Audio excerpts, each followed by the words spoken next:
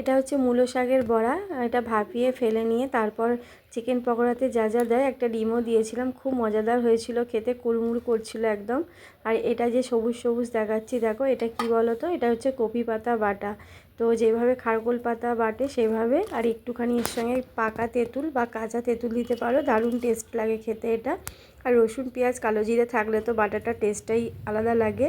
আর এদিকে দেখো রুই মাছ দিয়ে ঝোল করেছিলাম, একদম পুরো আদা রসুন এক গাদা মশলা না দিয়ে, তো শুধু কালো জিরে আর কাঁচা লঙ্কা পেঁয়াজ ভেজে এটাকে করেছি। খুব ভালো হয়েছিল পাতলা ঝোলটা। আর এর সঙ্গে দিয়েছিলাম ফুলকপি, আলু আর পটল, আর একটু তো লেবু দিতেই হয়, তাই না বলো। আর এই জিনিসটা দেখো বন্ধুরা, এই ফটফট করে ফাটানোর যে প্যাকেটটা, এটা যদি মানে হাতে পাও, কে কে ফাটাতে ভালোবাসো। আমি তো খুব মজা করে ফাটাই ছোটো থেকে, মানে এখনও পর্যন্ত যেখানেই দেখতে পাই না ফাটিয়ে আমার শান্তি হয় না।